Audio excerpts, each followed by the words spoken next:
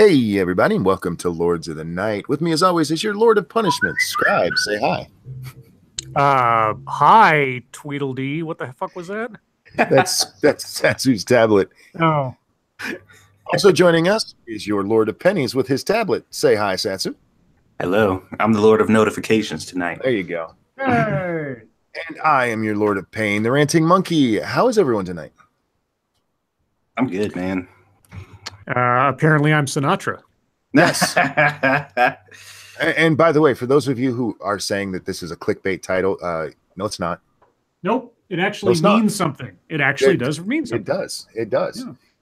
We'll get to that in a little bit. But first, guys, I have to do this because it's my oldest son's birthday, and we have to sing to him. He will be listening, so make it count, guys. Are we starting early with this? Oh, we're going to sing right now, and you have to join in. Oh, boy. Ready? And a 1 and a 2. Happy birthday to you. Happy birthday to you. Happy birthday to my oldest son. Poor unfortunate child. Happy birthday. Happy birthday to you. Happy birthday, bud. I love you. All right. She's mad. Why? Why is she mad? Because you were singing? We have another birthday in just a little while. We'll hit that in a bit. But let's open the show. Anybody got anything to talk about? Because I have a couple of things. I have several things to talk about, but it's just news. I got some shit on my mind. Oh, God. So you got shit for brains? Hey! I do. I got shit for brains tonight, and I got to clear it out, so I'm better. All right. We need to talk about this trend of people playing music for 45 fucking minutes before they start their streams. That shit needs to stop. If you want to play 5, 10, no, 5. 5 is the most. And then get your lazy ass on the stream. Now, I was watching one earlier, and I believe they had technical problems. That's fine. But they played Eminem for like 25 fucking minutes. Well, just start on time. Even if you have 45 minutes of music, as long as you start when you say you will, it doesn't matter how much music you play ahead of time. But nobody does. I know. Well, funny enough, people are getting on me for not having music at the beginning of mine. So. If you play just a little bit, that's fine. I have no problem with a small intro, but no, I've seen some with like 35, literally 40 minutes of fucking music. Yep. Trying to boost that watch time. You know what's tricked out though? Like for me though, it's a little weird because OBS, any desktop audio that my computer captures. If we're like talking in the background, it'll get us too. And I'm trying to figure out how to add like a separate, thing for specifically like, I don't know, like Windows Media Player or something. So that way it doesn't hear us like in the pre-stream. So once I figure that out, then I can play some music. I just didn't know how. As long as we still start at 9, I don't care. And that's what it was. I'm like, everybody knows we start at 9 and people are putting like the timestamp, like, 1 minute in. I'm like, dude, it starts at 9. We're good. Now, the other thing we have to talk about is the title of this stream. Guys, it's come to my attention that this stream is dying. What happened? Well, there was a comment left on yesterday's stream, and we were told we're dying. Our stream is dying. And the reason that our stream is dying is my favorite part. You guys, I heard you guys let a black dude on. That's kind of... Well...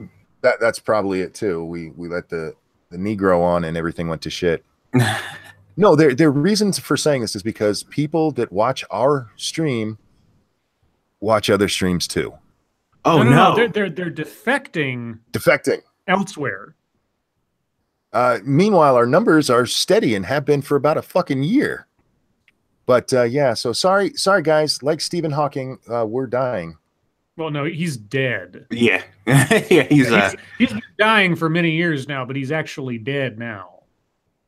Are they sure? Well, let us think back to that episode of Third Rock from the Sun. Stephen Hawking is now energy moving through the universe for eternity. So, he's kind of dead. My favorite meme of this so far has been the wheelchair at the Stairway to Heaven. Yeah, the Stairway to Heaven. That was like, oh fuck. Because that would how fucked up would it be to be actually able to get into heaven, but you can't climb the stairs? Yeah. Anyhow, that's all I had to bitch about. But yeah, guys, just so you know, this is a dying stream. We appreciate those of you who are clinging with us on life support. I know. God, it's so rough. It's like, oh God. And to the guy who said that, I would just like to say this. Thanks for watching, and don't forget to buy a shirt. Yeah. So, what do we got for news today? Well, how about some happy news? Happy news if you're the Grinch, because Toys R Us has died. Oh, no. Oh, real quick. Thank you, Timothy Seelbeck. Satsu, check out Voice Meter Banana. Set up right, you can do anything you do now and listen to music without broadcasting to everyone else. Voice Meter Banana. To check that out. Is that a channel? Is that a YouTube channel? I'm imagining it's a tool. Yeah, program. Oh, okay. I'll look into it. Yeah. Ryder, real quick, Ryder says his dad's birthday is today. Is your dad listening? Okay. Hey, go ahead. So officially, Toys R Us will close or sell all of its U.S. stores. Toys R Us is closing its doors after 70 years in business. The iconic toy retailer will shut or sell. Hi, Chris Saliza. How's it going? Let me read what you got here. The iconic toy retailer will shut or sell all of its most 800 stores. What did I misread here? Stores? All of its almost 800 stores. There you go. Okay, maybe my eyes are deceiving me. I must have said, I thought, because I thought it was trying to say sell off all its stores, but I fucked up. I apologize, Crystalism. My bad. So once you made the mistake, I think you're still in the winning. Real quick, Sanguine, thank you for the hospice care and funeral costs. Can I give the eulogy? Certainly. Let's see. About 33,000 jobs in the United States are at risk. I don't think they're at risk. I think they're over. The company's CEO, David Brandon, notified employees earlier in the day, according to an earlier report by the Wall Street Journal. The announcement marks the end for a company that sold toys to millions of American kids and adults, let's be honest.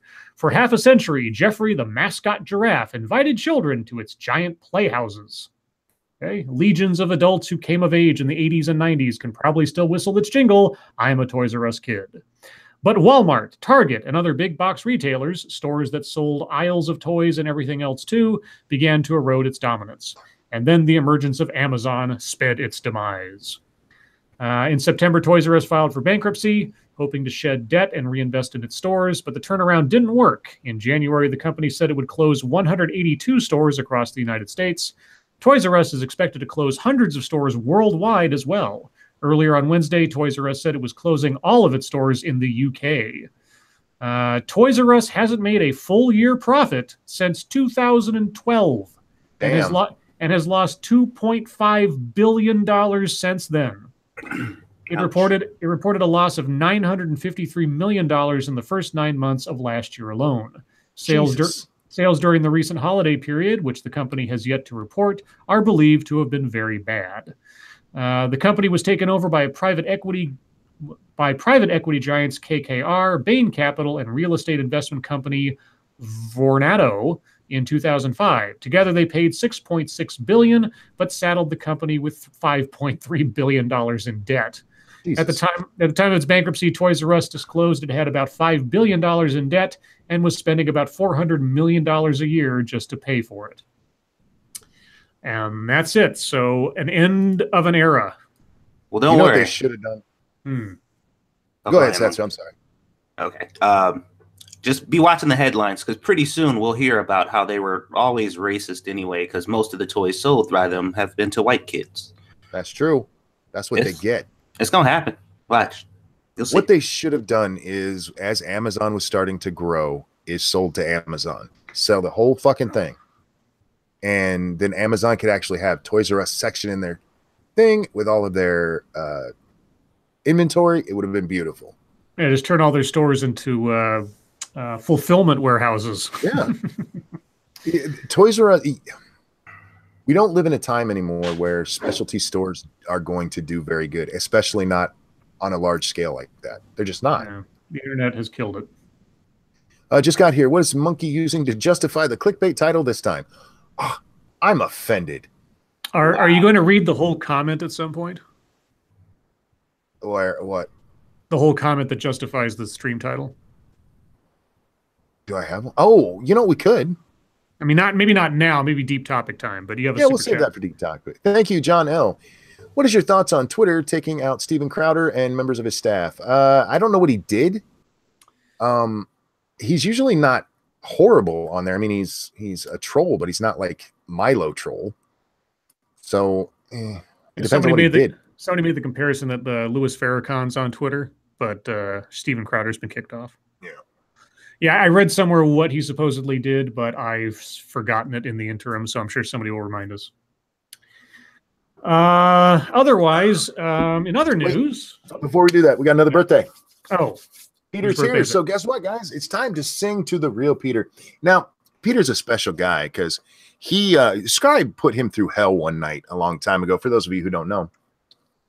Absolutely just destroyed this man and made him feel like crap. So I feel like we need to make sure this is a very heartfelt birthday song. I was trying to get Peter to ask us his question. He said he had a question, then he forgot. So we waited and waited and waited.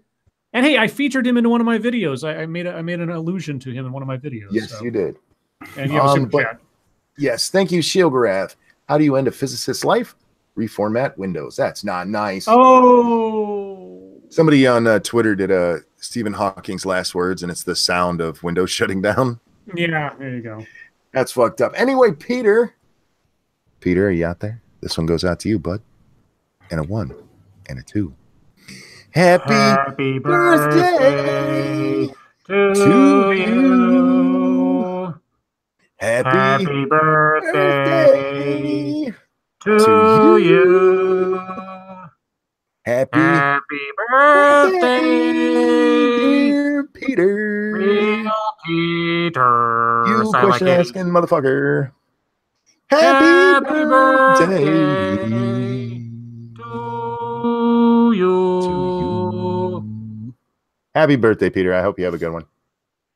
Satsu says, please kill me. Dude, you are on our team. What happened? Huh? I see you in chat. That's not me. Uh-huh. Well, guess what? Don't. I'm sorry. I just read that. United Airlines hates dogs. Did they kill another one? Yeah. Well, not really, but something else happened with the dog. So, dog bound for Kansas. All right, Kansas. Mistakenly shipped to Japan via United Airlines. Now, that's just a minor slip-up. I can see how you could mix up Kansas and Japan. Well, at least it wasn't Korea because they would have ate it. Ew. United Airlines wrongly shipped a Kansas-bound pet dog to Japan, the second embarrassment this week for the airline and a nightmare for the Swindle family. Swindle? Oh, great. Who are moving from Oregon to Wichita with their beloved pet, a 10-year-old German Shepherd named Ergo. I-R-G-O. Ergo? Okay. The ordeal began Tuesday when Kara Swindle went to retrieve Ergo at a United Airlines cargo facility in Kansas City. But Ergo was nowhere to be seen. In his place, she found a Great Dane that was supposed to be en route to Japan. They switched dogs. They switched dogs. The dogs had both been in Denver, where they were to take connecting flights.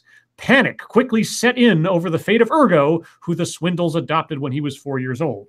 Quote, they had no idea where the dog was, Swindle said. I burst into tears instantly because this has just all been a whirlwind. They didn't know where he was until 2:30 a.m. on Wednesday when the plane landed in Japan. Swindle said Ergo, who was flying for the first time, had no water or food on the 16-plus hours flight to Japan. Ergo is suffering from an ear infection and hasn't had medication in 3 days, she said. But Ergo was examined in Japan and is okay to fly, Swindle said. She said Ergo is set to be flown from Naruto, Japan, to Denver on Wednesday night, flying first class with a human escort in the main cabin of the plane. Ergo will then be flown from Denver to Wichita and will need to be seen by a vet once home in the States. United Airlines issued an apology and is looking into the matter. Okay. I have two questions. Well, I have one question. Yes. And one comment. One, if they just switched the dogs, the other dog was going to be on this 16-hour flight. Why didn't they have water and food for it? Well, I don't know how they were contained. I mean, maybe the dog had supplies in his box or something. And so, okay. And the other dog didn't because he wasn't expected to be on the plane for a zillion years. Yeah. Okay, that makes sense. Okay, good answer. Good answer. I try. And the other thing I want to say is, considering what's happened with United, shipping a dog to the wrong place, not a big deal. I'm sure they were scared, but in relative terms, yes. But if that dog had died, if Ergo had died en route, United, I'd be like, wow, this is a domino effect. Yeah. So, yeah, United doesn't like dogs. Just the headline, just so you know. Mash, thank you. Ranting Monkey, being you're into grandmas, would you do mine? Have her send me some pics. Let me see. Does she like keep the garden trimmed? Oh God. What are you gonna floss with? I'll use one of her lips. Oh Jesus. Don't ask me questions. That's just encouraging me. I know, but I just, I couldn't help it. Jack Cochran says, "Fly United. We'll put your dog down for free." Jesus. Oh. Now that it's not wrong. No. Our flights are so smooth. We'll put your dog to sleep. There you go. There you go. They beat up Asians. They're not a good airplane or airline. All right, Didn't we bail them out? They should be nicer to us. Something like that, I think. Let's see. I got one more story that I pulled up just because the headline made me curious. Okay. So something happened today that the news really wanted to make a big deal out of, but I thought was essentially a futile gesture of heartfelt sentiment, which was the walkout. We have a pun of the night. I got to stop you. Jack Cochran says the turbulence is rough. Oh, good one. I got to give you credit for that. Well played. So a bunch of kids across the country walked out of school today for 20 minutes or more. Wasn't it supposed to be 17? Yeah, 17 minutes, but of course some just skipped the day. It was whatever. Of course. Yeah, I'd have taken all day. One or two of those things ended up becoming violent, I read somewhere, but this was the sort of editorial, I guess, that caught my eye. Why these students disagree and chose not to walk out. Because I was curious because, watching a bunch of kids follow the leader is less interesting than the people that would say otherwise. Yeah, indeed. As classrooms across the country emptied and students streamed into schoolyards, Noah Borba, B-O-R-B-A, stayed put. The 16-year-old Minnesota student said he didn't leave because he doesn't fully support the movement behind the national school lockout. Quote, "Because I have yet to have heard many good ideas. The movement seems too vague for my liking," Noah told CNN, "and I would not like to associate myself with something I could end up disagreeing with in the future." So he sat in his empty classroom Wednesday at Buffalo High School, feet propped up on his desk. Those supporting the walkout have three main demands for Congress: ban assault weapons, require universal background checks before gun sales, and pass a gun violence restraining order law. Noah said while it would be, quote, "pretty cool if the country banned assault rifles," quote, "I don't think logistically it's realistic to eliminate all of the assault rifles already out there. Quote, if it was feasible, I might support it," he said. In Michigan, Austin Roth also chose not to walk out, but for a different reason. Austin, a senior at Lapeer High School, said he's 100% supportive of those who choose to be in the national walkout to show they care about the lives lost in Florida and every other school shooting. However, I am not supportive of those who use a tragic event to push their political agendas, such as gun control, he said. So instead of walking out, Austin and other young Republicans from his school gathered in the cafeteria to voice their opinions. Austin, 17, says he's a staunch Republican, that'll change over time, who carries a copy of the Constitution in his pocket every day. Oh, Jesus. Quote, "I do support federal background checks, and I'm not completely against raising the age to 21, But he strongly disagrees with the idea of banning assault rifles, saying they can be useful when confronted with multiple burglars or other criminals. Guns are not the problem, Austin said. The people are the problem. It's true. There you go. Real quick, thank you, Mash. Really? Wow, Ranting Monkey, I didn't know you're into necrophilia, being that my grandma's dead. I'll get her in the afterlife. It's okay. We'll be spirits. Spirit fuck. What's really funny about that kind of almost like it's a very reasonable view. Like it's not like I don't what, necrophilia? No, not the gun thing. Oh. I'm trying to like put us back on track and shit. Jesus Christ. I don't know. No, like the first kid, like his objection was very like, like you can't really get upset with that. Of course people are most likely, and people are probably like, oh, what a fucking bigot. But like that's probably as neutral as you can really get on it. It's like, okay, well, I get what they're saying. I just don't fully agree with what's going on. But I guarantee that there are people somewhere like, fuck that kid. I hope he's the next one to get shot. I was just like, oh, Mr. Gun Reform, did you just say that? Well, yeah, like blasphemer. As Scribe said, there were places that turned violent, as they're out there protesting guns. Okay. We talked about this the other night, and TJ Kirk, Amazing Atheist, put out a tweet today that I absolutely agree with, basically saying, you know what, if you ban everything, somebody who wants to be a homicidal fucking maniac is still going to find a way to kill. How many times have we said that? Yeah. Every time we talk about something like this, it always comes to mind. A locked door only keeps out an honest man. If you outlaw guns, the only people who have guns are outlaws, etc., etc. Oh, Shieldgrath. Those of you watching tomorrow, just read the chat because I'm not reading that out loud, for God's sake. Shield, I love you. I love you. I don't have it. Oh, Stephen Hawking died today. Yes, there was that. Renowned physicist. No reason to read a story about it. There's not much to say. He was, 76 years old? Yes. He was told back in 1963, I think it was, that he was going to maybe live a couple of years. So he beat the time. I mean, good on him. He lasted a long time, and he was a very bright man. I didn't agree with everything he said, but it is a loss of a really, really fine scientific mind. Yeah, sorry. Go ahead. I get all that, but he was a filthy misogynist. Oh my God, I never heard any of that until he died. Yeah, I swear to God, I'm just like, man, come on. He used to also run over people with his chair, by the way. Well, I would too. Thank you. When I'm in a chair, you better don't be a dick to me. I'll run your ass over. Thank you, Diesel Dave. In the UK, they're doing a knife buyback now. For fuck's sake. Zenith, thank you. I don't want to rain on this kid's parade, but assault weapons have been banned since the 1980s. The problem is they're calling everything assault weapons now.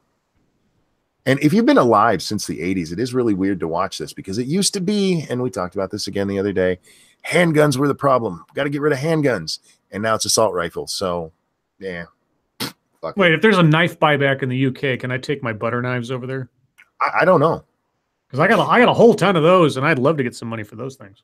Yeah, just fuck it. Be careful, or I'll spread you to death. Well, you got to be careful with those butter knives. Yeah. Let's anyway, see. that's all the news I had pulled up. Other things happen, and there's still rumblings about who Trump will fire next. But a couple of things I put into MSS News, so I'll worry about those later. Yeah, I saw Sessions is thinking of firing McCabe. Yeah. Anyhow, how about we move on to MSS News, guys. Sure. If you have a story you want us to check out, hit us up at #MSS News on Twitter. Can't promise we'll get to all the stories, but we do our best. And you just have to put the hashtag in there. You don't have to tag all of us. It really won't make us see you any more than, because what we do is we go to the hashtag and sort when it's time for that. So yeah, not being mean here, just it doesn't do anything and just fills up our feed. So #MSS News if there's a story you want us to look at. Let's see. So where's that one that I put up earlier? Apparently I didn't. So I'll just go to the one that I did real quick. Thank you, Sanguine. This isn't the first time you've threatened to spread someone to death, is it, Scribe? In a joking manner, you're right. It's not the first time because you know, I forget where it was. It was a skit or something, and someone pulled out a butter knife to try to be intimidating, and the guy looked at him and said, "What are you going to do? Spread me to death?" And I just thought that was a great line. You got another one. You got a couple, but there's also a question up here. Rod Line, if you remember at question time to ask me that, I will do my best to answer. Three-sided coin. Hey, been a while. Hi, monkey. Scribe. Black guy. Black guy is Satsu 2 cents. Three-sided coin. And thank you, Gregory Hurst. Problem is the knife buyback is run by Paul Hogan. Does three-sided coin and Satsu 2 cents have like an automatic rivalry? I would imagine we do now. If we did, definitely. Yeah. So I wanted to read this one real quick. I saw this earlier today, and I'm half inclined to do a video on this article just because it falls in line with so many other things that I've done videos on. And of course, the video is going to play because CNN doesn't know how to shut up. Okay, of course. Uber exec: white men need to make noise about diversity. I do. I say it's a bunch of shit. Okay, I hope I'm saying this correctly. Bozoma St. John, Uber's chief brand officer, called on white men to help diversify their workplaces. Quote, "I want white men to look around in their office and say, 'Oh, look, there's a lot of white men here. Let's change this,'" unquote, she said at South by Southwest Festival on Sunday. St. John said the onus should not be on people of color to improve diversity at work. Quote, "Why do I, as the black woman, have to fix that? There's 50 of you. There's one of me. Y'all fix it. Everybody else needs to make the noise. I want white men to make the noise," unquote. So just for clarification, Bozoma St. John, executive of Uber, is advocating for filtering hiring and promotion on the basis of race and gender. Just so you know. Just so you know. So what are you supposed to do? Go to your boss and go, "Hey, there's too many white guys here. Fire some of them." Yeah, exactly. I mean, that's what she's saying. She's saying you have to like purge the incorrect people from the workforce in order to bring in the correct people who are of the correct skin color and or gender, etc. Yes, Diesel Dave, thank you so much for the donation. I want people who are qualified for the job. That should be all that fucking matters. I wonder if she's qualified for her job. Oh. I mean, I don't know about you, but racist discrimination and hiring practices doesn't sound like a good brand image to me. It doesn't. And at some point, this fucking country needs to get that through their fucking heads. This is fucking racism. That power plus privilege is bullshit. Which, by the way, brings me to something else. We need to like, you want to purge something, purge academia. Because you have all these fucking people who just, do you know where power plus privilege came from? Some fucking professor at a college somewhere who had to justify why they're fucking paying him. He wrote a stupid ass book, and suddenly that became the law of the land. That's what racism now is. Power plus privilege. No, it's not, you stupid fuck. It's basing shit on race. Well, what continues to amaze me is that we're even having this issue, given that we have black, no pun intended, black letter law that says that this is illegal. That such practices are against the law per the Civil Rights Act. The very thing that everyone is so, they laud it. Oh, the civil rights movement of the 60s, and now it's like the new civil rights movement, etc. Well, let's take a moment and think about the ones we've already had in place and how all of this stuff is illegal. And if it is being practiced, if these companies are actually practicing what they're preaching, there are a ton of civil rights lawsuits just waiting to happen. And I am boggled, as I've said every time that I see these corporate guys on stages advocating for this stuff, boggled that somebody hasn't called them to the mat yet and said, that's illegal. Well, we did just see that because they're suing Google right now for that very thing. Well, we'll see if it succeeds. I'm just wondering how these guys continue to feel comfortable standing in public and saying this stuff when they have to know what they're saying is illegal. Well, I told you guys, I have the same objection that I've had for this from the very beginning. And that's the fact that these same people can look at a room full of all white men and say, this is not diverse. And then the next day put up an article about how a room full of all women or all black people is diversity perfected. Yes. And I'm just like, that shit just fucks with me. Like, if they were consistent, they would be slightly less annoying, because they would walk into a room full of all women and be like, nah, this ain't cool. We need to mix it up. And I'd be like, at least they're consistent.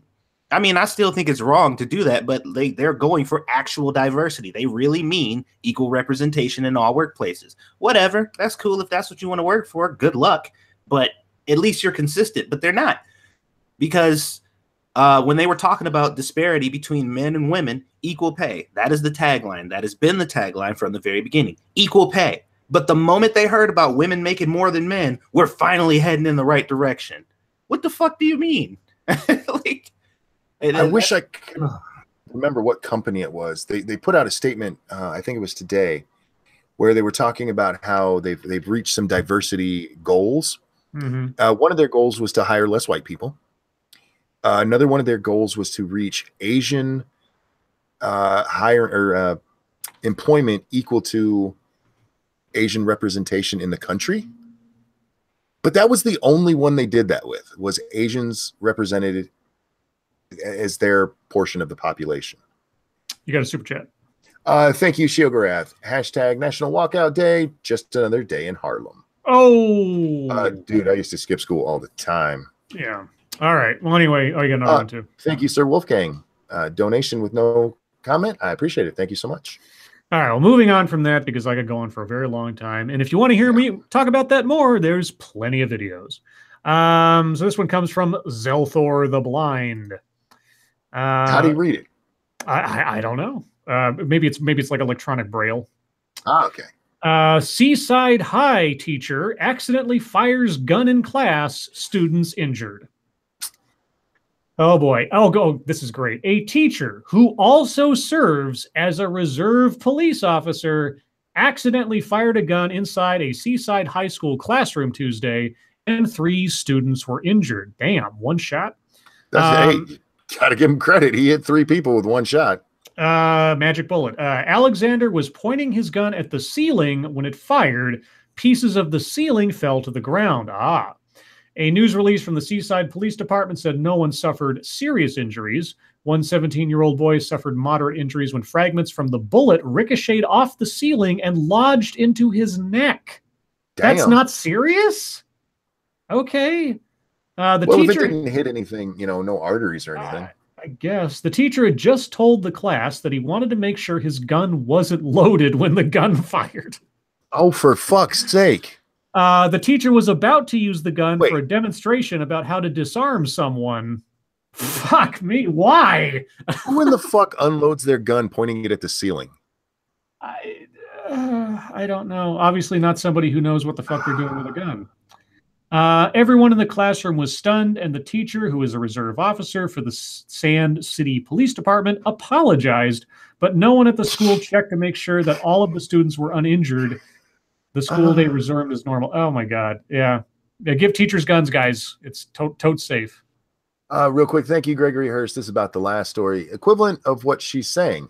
Why should I have to tell you coloreds to sit in the back? You expect me to put effort into segregating you? Absolutely. That's same thing. Yeah. Many people sent us stories about Stephen Hawking passing away. So thank you guys for sending us that. Real quick. It is amazing how many times people try to show someone, how to safely handle a gun, and then they get injured. Mm-hmm. You need to go to a qualified professional. That's all I'm saying. Thank you, 3-Sided Coin. Forget gun control. We need cop control, apparently. This one comes from Raymond Lewis. Skinhead lesbian. GOP candidate attacks Parkland teen Emma Gonzalez. A Republican candidate for the Maine House of Representatives has used Twitter to attack 2 students who survived a mass shooting at a Florida high school, calling one of them, who is openly bisexual, a skinhead lesbian, and the other a bald-faced liar. Quote, "There is nothing about the skinhead lesbian that impresses me, and there is nothing that she has to say unless you're frothing at the mouth moonbat." What? Leslie Gibson wrote about 18-year-old Emma Gonzalez, one of the most visible student activists to emerge from the shooting at Marjorie Stoneman Douglas High School in Parkland. Gibson is the only declared candidate for the 57th district. Blah, blah, blah, blah, blah. Yeah. I'm not a fan of Emma Gonzalez. She is kind of a twat, but that's a fucked up thing for somebody running for office to say. Yeah, skinhead lesbian. It's like, okay, you don't agree with her, you think she's obnoxious, fine. I mean, she is a skinhead lesbian, but not the way I think she's intending it to be taken. Yeah, it's optics. You think she meant it literally? It's optics. I mean, you're running for office, for fuck's sake.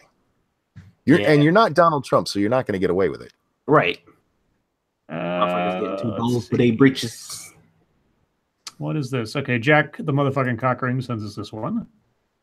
Australia considers fast-track visas for white South African farmers. Okay.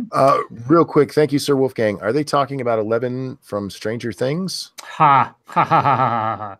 I haven't seen Stranger Things. I don't get the reference. I do. Okay. The girl in Stranger Things has buzz cut hair. So. Ah. Let's see. But so far as the show tells us, she's not a lesbian. Home Affairs Minister Peter Dutton says the group deserves, quote, special attention, unquote, due to the horrific circumstances they face at home. Okay. White South African farmers deserve special attention from Australia due to the horrific circumstances of land seizures and violence, Peter Dutton has said. Mm-hmm. The Home Affairs Minister told the Daily Telegraph on Wednesday his department was examining a range of methods to fast-track their path to Australia on humanitarian or other visa programs. South Africa's new president, Cyril Ramaphosa, I think I'm saying it right, is pursuing legal changes to allow appropriation of farmlands without compensation for redistribution to Black South Africans. The policy has led to reports, including in the Australian media, that white farmers are being murdered at a rate of more than one per week. Quote, if you look at the footage and read the stories, you hear the accounts, it's a horrific circumstance they face, Dutton said. The Home Affairs Minister noted Australia has refugee, humanitarian, and other visa programs which have the, quote, potential to help some of these people. He said he has asked his department to look at the options because from what I have seen, they do need help from a civilized country like ours. I've heard bits and pieces peripherally about that story. What's going on in South Africa right now is fucked up. And if you listen to, I'm not sure it's that same guy, but there is a video out there where somebody asked him, would you resort to violence to take their stuff? And he goes, we can't yet. That's part of what he wants to change in the law. Is that, I mean, it can be taken by force, which means they can kill them if they want to. It's fucked up. And I am surprised that more nations haven't been like, okay, we can take them when everywhere else, refugees, we got to get them in here. But from there, no. So good on Australia for at least looking into it, because it looks like a shitty situation over there. Let's see. Shio Gorath sent us the one about the dog going from Kansas to Japan instead of Kansas. So thank you, Shio Gorath. This is interesting. Okay. Weibo really wants us to see her boobs. I'm not sure why. Show okay. Bob's, please, monkey. Bob's? What about up further? She's been talking about boobs. Did she tweet us something? Please tell me she tweeted us something. Oh. Anyway. Anyhow. So let me get back to this. Clicked over there, and where did it go? Okay, there it is. So Signal Boost sent us this one, if it will load up in the internet. Okay. America's first permitted 3D printed house was built in Texas in less than 24 hours. Damn. That's awesome. The stylish house was created by Icon, an innovative construction company, and New Story, a charity dedicated towards providing shelter for families in the developing world. After the successful establishment of the home in Austin, the organizations are now working toward building a whole community of the 3D printed homes in rural El Salvador or Haiti. Each home costs roughly $4,000 to create, with a small amount of additional human labor. All the sources for the building are locally sourced and made from mortar. Additionally, each home takes only about 12 to 24 hours to make. Icon co-founder Jason Ballard said in a statement, quote, "With 3D printing, you not only have a continuous thermal envelope, high thermal mass, and near zero waste, but you also have speed, a much broader design palette, next level resiliency, and the possibility of a quantum leap in affordability." This guy should be like a car sales writer or something. Yeah. This isn't 10% better, it's 10 times better. Damn. It sounds like that sounds like the exact thing that the government would come in and be like, "Oh fuck, no, hell no." Can't do that. Like no. Hell no. They have a video. Real quick, can I get this super chat before we get further away? Yeah. No. Thank you, Gregory Hurst. South Africa has a diverse hiring practice. Yeah, they do. Oh God. Yeah, the video they have attached is, I thought it would show like a time lapse. It just shows like an ad for the houses. So, how big are they? Well, I'll tweet you the link. I mean, they look like, you know, sort of tiny house type stuff, I suppose, is one way to look at it. I mean, that's still cool, but yeah, I'm wondering about the sizes. Let me get that copied and get that tweeted. If it'll let, God, everything's going so slow over here. Am I roboting by any chance? No, you're good. Okay, just making sure, because for some reason everything's going really slow over here. How many more you want me to do, Monkey? What time we got? Let's do 2 or 3 more if we got them. Okay, well, we have a Florida man story. Got to do that. This comes from senior staff reporter and chief Florida correspondent Colleen Bernier. Man hiding in freezer in Martinsburg area charged after drugs seized. Okay. A Florida man was charged Sunday night, seized 27 packaged bags of suspected marijuana, 7 packaged bags of suspected heroin, and 2 blocks of what appeared to be marijuana wax while trying to find a wanted man. Wow. Christopher Sean Ring of Sebastian, Florida, was charged with possession with intent to distribute a controlled substance and obstructing, according to Berkeley County Magistrate Court records.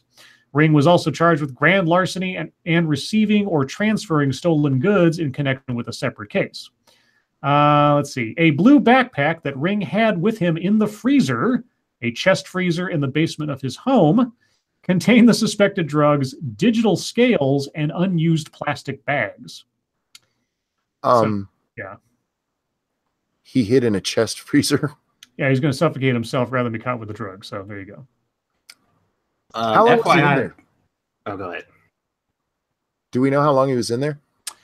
I'm trying to figure out how long Squishy could keep Satsu in one of those. God. It doesn't say. They just said they was earlier in the day about the defendant's whereabouts, and he was found Sunday night hiding in a chest freezer. So we don't know how much time passed between him being alerted the cops were coming and him jumping into a freezer with a bunch of drugs. All right. What is this? Those little houses are cool, by the way. Yeah, they are. That's neat looking. This one comes from Green Death 13. Ooh. Tinder sued by transgender woman. You won't let us in. Okay. A transgender woman is suing Tinder on behalf of other transgender people living in the Portland area, claiming it rejects all transgender people from the dating service. I've never used Tinder, so I don't know how that operates. Ariel Hawkins claims in a new lawsuit obtained by TMZ a few days ago, she edited her profile to disclose that she was a pre-op trans woman. She says Tinder immediately deleted her account. I'd be surprised if that were true, but I don't know. She says the company sent her email saying she violated its terms of service, but didn't point her to any term and refused to explain the basis for the rejection. Hawkins tells us, TMZ, she thinks she got the boot because Tinder is trying to save its brand. She says, quote, I don't think the company understands trans people and they don't appreciate how we may represent ourselves. I don't use Tinder, so I don't know how that operates or what you do when you set up your account. The problem is people on Tinder are looking for a date, and as far as I know, it's just male and female. Okay. And when you're swiping or however you use it, and you come across a really hot chick with a dick, that can be a surprise you don't want. Oh. Well, especially with the culture cultivating now saying that trans people should not be obligated to disclose that information. Yeah. Like they shouldn't have to if they don't want to. So I've said this before. You cannot surprise people with dick. Well, in that vein, kind of, I will end MSS News tonight with this one because this is fucking hilarious. This comes from Colleen Bernier. But before you do, I want to answer a question in Trout. In Trout. Kilgore Trout asked, Monkey, why do I keep hearing your name on the Kumite bullshit? Because he's famous. They like me over there. Mm-hmm. We'll talk about that later at Deep Topic Time. They like monkey in their mouths. So this also comes from Colleen Bernier. This is amazing. The headline alone kind of tells you. Boss broadcasts himself having sex on boardroom table, unaware video conference call is still rolling. Oh dear God. And there's video.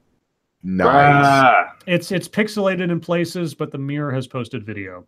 A power grid manager accidentally broadcast himself romping with a junior colleague when he forgot to hang up his video conference call. Oh.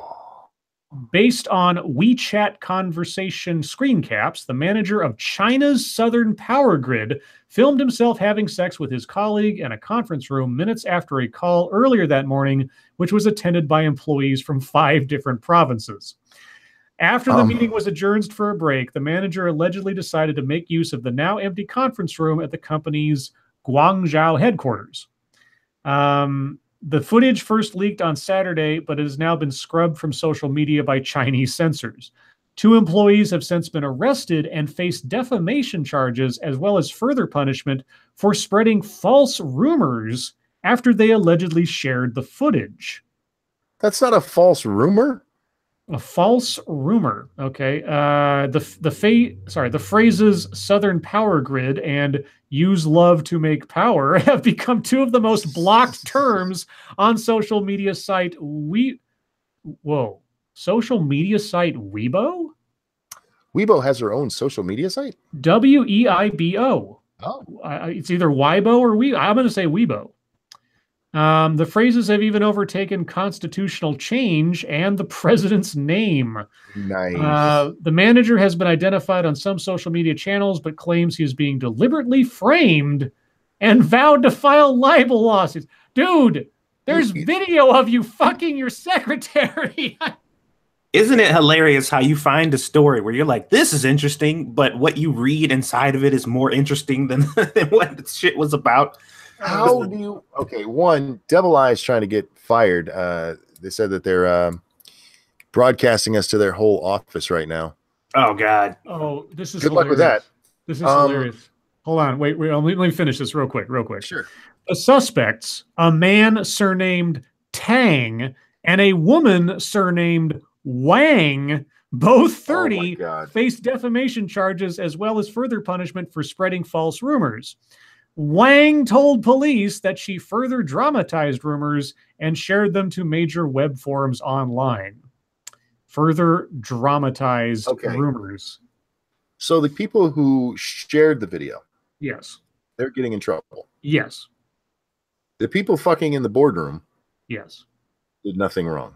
They're innocent. They're being defamed and framed. Yeah. Well, he is Chinese. Maybe it was too small to get in. I'm watching the video now. The edited pixelated video.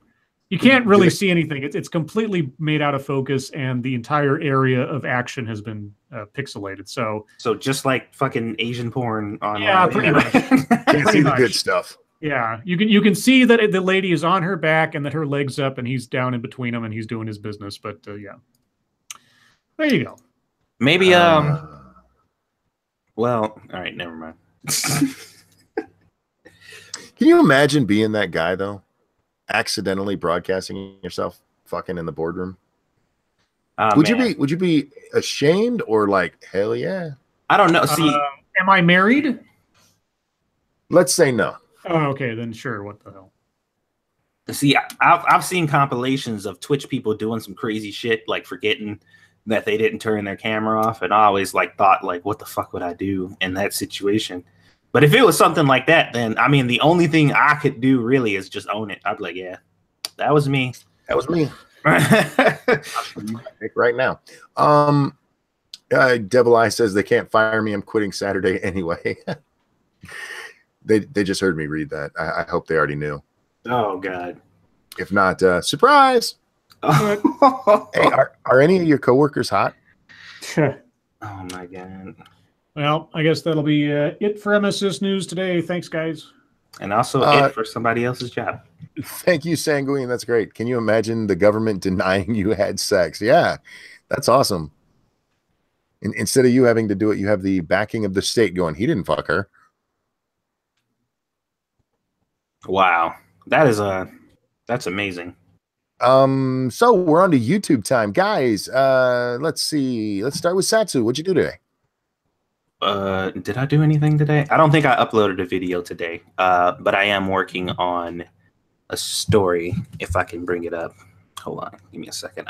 I had to put it up on my phone or whatever because I couldn't get it to come up on the computer for some reason.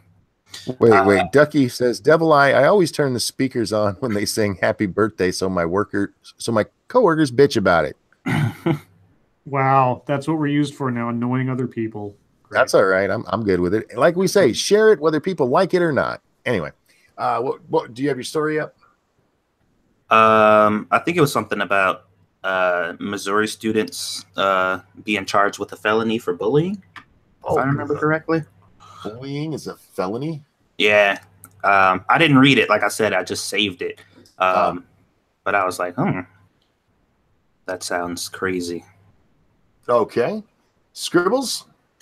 I didn't do anything today. I took a break because I did a video yesterday, which, afterwards I felt bad about because Monkey was going to do a video on it too. Are you still going to do a video on that? I still am. Okay. All right. Good. Yeah. All right. I still got a couple of things that I'm looking at. And, as I am wont to do, I'll probably poke around tomorrow and see if anything jumps out at me. I was thinking about doing a quick thing on that article about the Uber executive, but there's only so many different ways I can say the same thing about that kind of stuff. And what she said is just so blatantly wrong. Yeah. As far as again, I want to clarify something I said earlier. You should, I said something to the effect of what they're saying is illegal. I want to correct myself. They're not illegal. They're not breaking the law by saying what they're saying.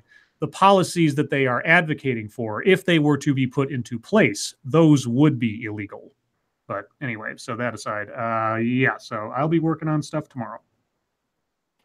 I didn't do anything, guys. I even canceled my doctor's appointment today, and I could barely move. So, I didn't get shit done. Lord of pain. In pain as usual. Sorry. No. You okay? Yeah, you guys talk for a second. Okay. Hello, my baby. Hello, my honey. Hello, my ragtime girl. Oh my God. I love when you sing that. Sorry. No, I'm just, even sitting up hurts. So I hope to get you guys a video soon. I really, really do. I miss making videos. I actually really enjoy the editing process. The only part I hate is recording my voice. I don't mind my voice or anything, but it's such a tedious shit. But I love putting it all together. That's fun. Yeah. So none of us did anything. Hey, America! But we all have libraries you can go watch and rewatch and share with all your friends. Binge our shit, yo. That's right, yo, because we're dying. I even went so far as to put my shit in convenient playlists for you to watch. Mm-hmm. So just click play and let it play and go do something else. No, I want them to listen to me because I'm awesome. Real quick,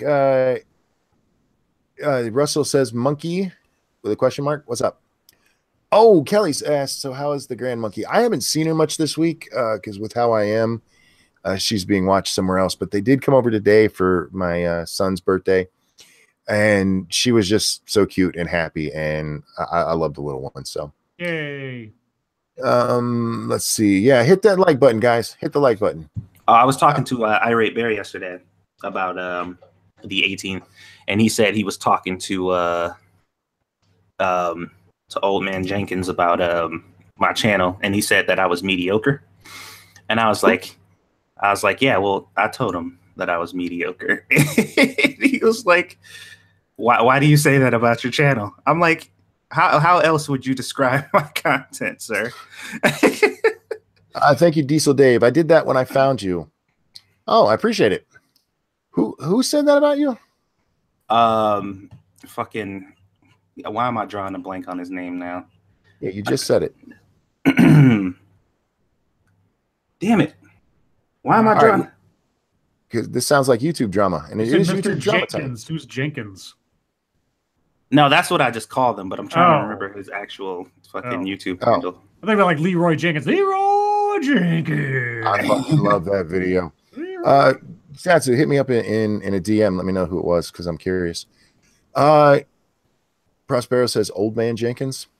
Old Man Jenkins. Yeah, Old Man Jenkins over at the fairgrounds or something. I would have gotten away with it too if weren't you damn kids and your dog. Old Man Jenkins. Old Man Jenkins. What do we have for YouTube drama today? Shit, I don't know, man. I haven't really been seeing much. The comment on the video that made this title happen. Oh yeah. Oh yeah. Do you want to read that out fully, or? Yeah, I'll read it out fully. I don't mind. Let me bring that shit up. Did you read the Diesel Dave super chat? Yeah. Wait, did Weibo DM you boobs? No, she said she did, but she didn't. Oh. Nice try, Weebs. It pops up, and I have it set up so I get a. Don't send him to Monkey. He's married. I'm single. You know, these guys, they don't have to worry about that stuff. Send them to me. No, if you send it to me, I'll just show it to Squishy. Oh, yeah. I'll appreciate it more. Oh, boy, will I appreciate it more. That was on your channel, right, Scribe? Yes. Yeah, it should be down there. Oh, yeah, on the AIDS epidemic. How appropriate was that? Right. All right. Are you guys ready? Here we go. I'm more than ready. This is our eulogy, apparently. My favorite part about this dying show is that most of the viewers and guests, featured or not, have all migrated over to the Kumite and Andy Worski Live. I see them all the time in chat or on the show in Weibo's case. So much so that Monkey had to tweet out, and I don't really hate Tonka, it's just jokes tweet, after months of you'll never last tweets. You guys are pathetic, except the 2 cents guy, I don't know him. Weibo, are you cheating on us? Oh, she is like, wanting to go on Kumite and stuff. Are you cheating? Yeah. We don't own the audience. They come and watch us, for fuck's sake. The people who come on, somebody asked earlier why my name keeps coming up on the Kumite, and it's because of shit like this. There are groups, and we've talked about this before. We had this problem with the MGTOWs. You have this problem with the male vegans. The females aren't usually so bad. Any group that guys who apparently didn't have dads in their lives and don't understand how to be men congregate together to be manly, and they become a what's the word I'm looking for? A cult. Our audience is different than Kumite audience. If I say some shit about somebody, the audience doesn't go and flag down everything they did on Twitter or talk shit to them on Twitter all day, because we have a different audience, because we have the best audience on YouTube. So again, thanks for watching, and don't forget to buy a shirt, jackass. I just didn't know that our direct. First off, I didn't know we had competition in the sense that we're like a business or something. And secondly, I didn't know that our competition was the Kumite. Well, part of it, again, it's because my name comes up over there and they have a rabid fan base. Look at this guy took the time out to write that on the fucking video from yesterday. Yeah, I mean, and I was thinking about it on the way home from work, and I was thinking to myself, this individual, this is like the 3rd or 4th time that he's made very enthusiastic comments. I appreciate that kind of passion because there's a couple things behind it. I mean, like the one regarding me and the ads and all that.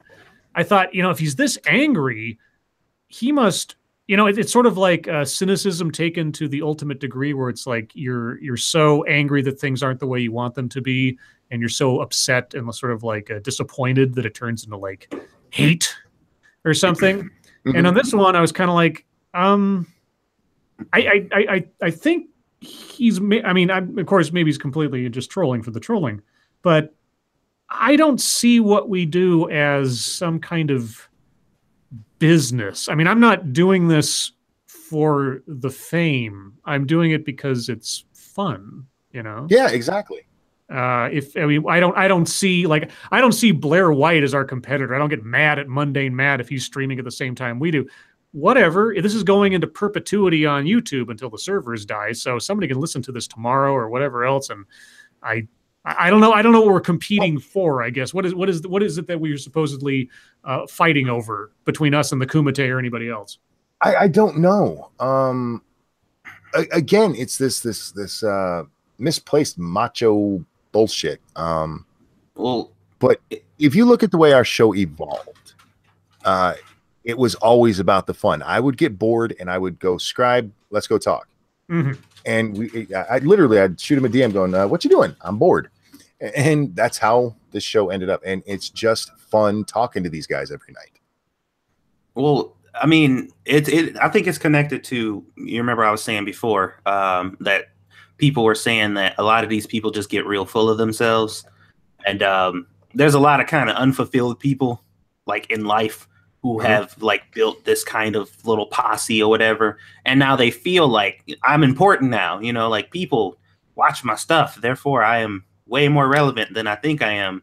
And they get caught up, you know what I mean? And I think Jack might be on to me because he's saying that I wrote that post, which I won't confirm or deny. Shiograth, thank you. Enjoy, Monkey. I got herniated discs and 14 shoulder dislocations, but you guys bring me joy each night. Get Lady Grand Monkey an ice cream cone. I will, and I'm sorry to hear that. That sucks, man. You know what I think it might be, and this is just, armchair psychologist. I'm not a psychologist in real life, but I do own a couch. When you start taking yourself too seriously, yep, you end up like becoming more brittle in your ego. When this individual was like insulting us and everything else, I'm just kind of like, okay, well, at least you're watching. I don't know if you remember, a long time ago, we had a discussion. One of our deep topics was, is it possible to grow on YouTube and become famous, whatever the fuck you want to call it, and not turn into that? You got a super chat real quick. Thank you, Three-Sided Coin. Let's face it, you brought in the black guy, and now the audience white flight to Andy's stream. Just kidding. Love you, Satsu 2 cents. Jesus, white flight. White flight. Uh-oh. Yeah, we did talk about that. Yeah. Here's the thing, guys. I really don't hate the Kumite. When they have their arguments, that's fine. I fucking love that, especially Medicare. Medicare's a fucking beast on that. And I don't know how many times I've said this, but I love the drama, guys. Sanguine, thank you. Damn, how many shoulders does Shio have? God damn. Unless Shio is like Riggs from Lethal Weapon. Oh, there you go. Yeah. Yeah, he just does it to get out of straitjackets all the time. That would explain a lot with the jokes. Yeah, I don't know the Kumite, quote unquote, the collective, noun of it enough to say that I don't like them. I mean, it's sort of like, a TV show I don't watch because it's not that I hate it, just that doesn't interest me. Like, I don't watch cooking shows. Sorry, Satsu, because it just doesn't. I mean, Gordon Ramsay yelling at people is funny for about an episode or two, and then you're kind of done. I don't watch knitting show, whatever. It's just like it's another thing. Other people like it. That's fine. They can like it. I don't know. Well, the other thing. Go ahead, Satsu. I think it's a little weird, like that people like. I've never, when I started my YouTube channel, I have never once thought of my viewers as like my viewers. Yeah. You know what I mean? Because I'm like, there are thousands, hundreds of thousands even of channels all over the place. I watch at least 50. I could probably name 50 channels that I watch. So never have I been put in the mindset that, like, let's just say if I... Is that me? Uh-oh. What happened? No. Must have been you guys. I didn't hear anything. Okay. Never have I been put in the mindset that if I went to, like, Irate Bear's stream and saw people from my stream in there, I'm like, hey, what the fuck are you doing here? Like, it doesn't make any sense. It's like, of course, people, and the whole reason we started this, well, I started this, is to expand my mind and talk to people with different views. So why would it be abnormal for an audience that I've built off of that premise to be looking elsewhere for different views? Like, that doesn't make any fucking sense for me to be upset by that. Real quick, I got 2 super chats here. Thank you, 3-sided coin. Do we need to talk about Tonka's roid rage? We're going to talk about Tonka in just a second. And Diesel Dave, thank you. Scribe needs to set up a Patreon account. He's heard that before. Yeah, I've been told that in the past, and I have reasons why I've not done it yet, but I won't blab about it now.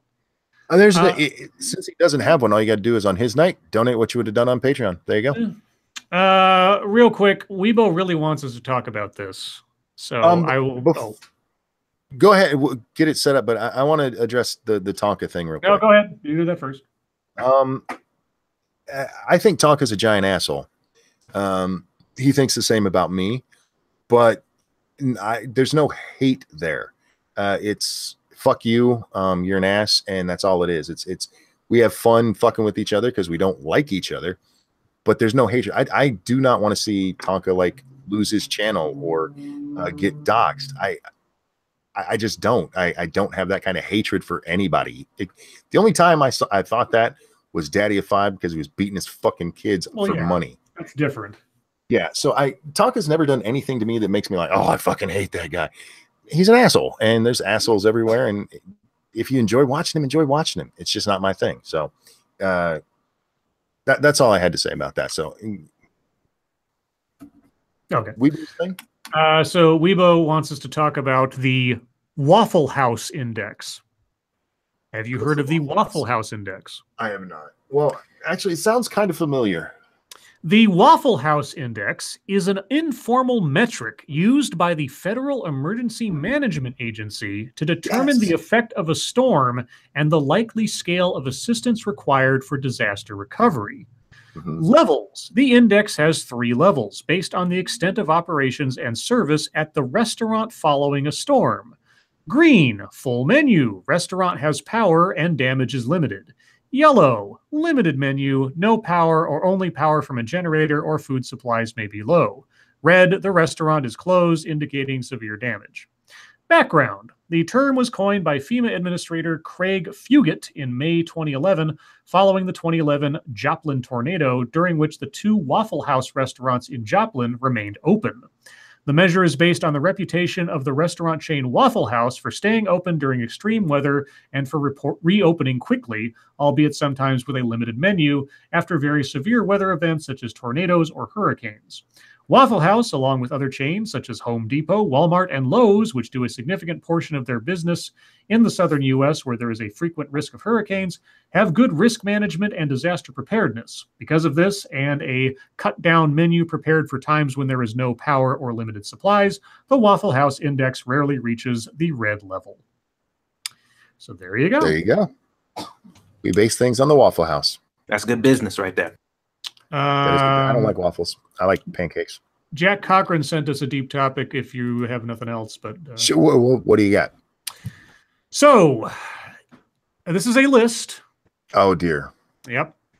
Instances of weird racism and bigotry throughout Lord of the Rings and in J.R.R. Tolkien's life. Oh, God. Yeah, so for a series of books written like in early 1900s, based on fictional things based on real life cultures. Yeah, I'm sure, look at Dune, look at anything else, but all right. I'm just going to go down fortunately, the descriptions are relatively short. I'll do the headlines first. You tell me if you want me to go into further detail about each one. Sure. All right. So the first one on the list is Tolkien's dwarves are an unsubtle and unflattering analog to Jewish people. True. I I don't know of any reason not to think that, but then I don't know what his actual inspiration was. I mean, I'm sure some Tolkien biographers know. Tolkien, now here's number 2. Tolkien's literal representations of light and dark are super problematic. Oh, okay, read this one. Occasionally, there are characters in Lord of the Rings who break the light equals good, dark equals bad stereotype. Saruman comes to mind. What? Saruman was the bad guy. Okay, unless you're talking about what he wore. Maybe, yeah, I'm guessing that. Which is racist. But anyway, but the prevailing trend is extremely troubling. The struggle of light versus dark is a concept that dates back to the early days of humanity. Yeah, like the beginning of time. But in practice, the model presents an uncomfortable binary that isn't useful for understanding contemporary conflicts, which are often morally gray all around. What the fuck does a book written that long ago have to do with... and besides which, it doesn't matter about contemporary conflicts. It's a fantasy book. It's a book about there are good guys and there are bad guys. And indeed, there are gray characters, but the overall story of Lord of the Rings is the struggle of good versus evil. And if that takes the form of light versus dark, it's just an easy analog for people, for fuck's sake. What is wrong with good versus evil? I know, light side, dark side of the Force. I guess Star Wars is super problematic too, then. Oh my God. I suppose Twilight is super problematic too. Weebo's asking, do they mean Saruman or Sauron? Saruman, the white wizard. Snubber 13, thank you. Saruman was a good guy before the Lord of the Rings. He was Gandalf's senior friend. Well, yeah, I mean, he got corrupted, but when we meet him in Lord of the Rings, he's already a bad guy at that point. So yeah. Sorry, go ahead. But his description kind of gives it away, even being a white wizard. I mean, he's got dark features, and yeah. Fuck off. Things get even worse when creators decide to demonstrate the concept by making the evil characters' features appear darker. This is exactly what transpires in the world of Tolkien. The heroes are beautiful and light-skinned, whereas the orcs, Uruk-hai, Easterlings, and Haradrim all feature considerably darker complexions. They're not evil because they're not white, but these associations tend to bleed back into the viewer's perceptions of real life and can potentially cause them to be more critical of dark-skinned people.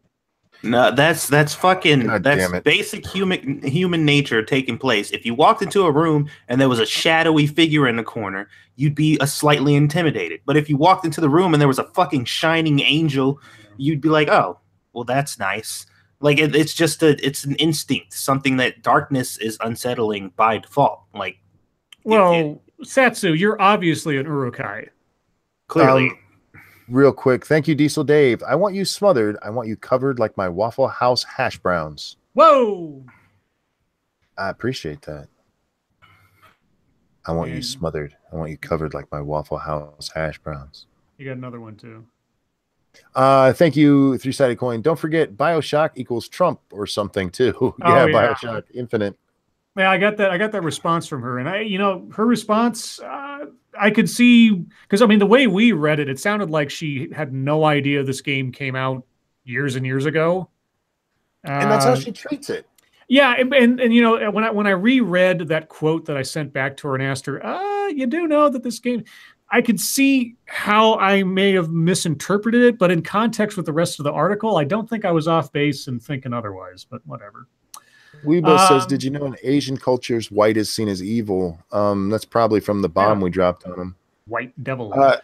In most cases, and this does go back to the beginning of humanity, dark is seen as the evil because that's where the scariness came from. You could see things better in the day. Oh my God. This is fucking... go ahead. Sorry. Sorry, just this next one is just so stupid. I mean... How many complaints have we had about the whitewashing of characters that were X race in the source material, right? Oh, yeah. Okay. Number 3, actors were turned away from the films for not being white enough. While this isn't directly Tolkien's fault, perhaps if he'd included a few more characters of color who weren't evil in Lord of the Rings, this wouldn't have happened. Naz Humphreys, a British Pakistani actor, auditioned to be an extra in The Hobbit, but was turned away because they were looking for light-skinned people. You've got to look like a hobbit. Well, Yes. That's what the source material said. It's this double standard of like, okay, if you replace a source material character who's not white with a white actor, it's the crime of the century. But if you make A Wrinkle in Time and make a bunch of white kids not white, then nobody gives a shit. I want to write one of these lists. I'm going to pick a movie and just destroy it for racism. Though Lord of the Rings does include the browner-skinned Harfoots, they don't appear in the films as such, and it seems that the casting director, who was later fired, had a different, purely white vision for the Shire. The book does that. Next, Tolkien's evil race is based on racial stereotypes. You already told us that. In a letter from 1958, Tolkien wrote that orcs were, quote, squat, broad, flat-nosed, sallow-skinned, with wide mouths and slant eyes, in fact, degraded and repulsive versions of the least lovely Mongol types. Even without this concrete evidence of Tolkien's bigotry. Okay, that's not bigotry. I really, really, really wish people would get down what words mean and use them correctly. Bigotry is the hatred of someone you do not agree with because of their ideas. Okay, bigotry has to do with thought. Racism has to do with the physical characteristics of an individual and associating those with bad things. Bigotry and racism are not the same thing. You can be both a bigot and a racist, but you can be a bigot and not a racist. Just really. Fuck, I hate that. I know you do that. Every time that comes up, you do that, and I enjoy it every time because people need to get that through their fucking heads. Real quick, Faith is Abdication of Reason says, well, hobbits do love weed. Maybe they should be black. In fairness, Satsu doesn't do the ganja. Oh my god. Okay, I'm just gonna skip through these real quick because I know we have probably better things to talk about. Let's see, next one. Tolkien's most interesting female character gets slighted. Are you talking the girl that Aragorn eventually says no? Fuck her. Well, no, it's not it's Eowyn is one of the standout female characters in Lord of the Rings. She's the one who gets to slay the Witch King of Angmar precisely because she's not a man, but that doesn't stop Tolkien from crediting others for her achievement.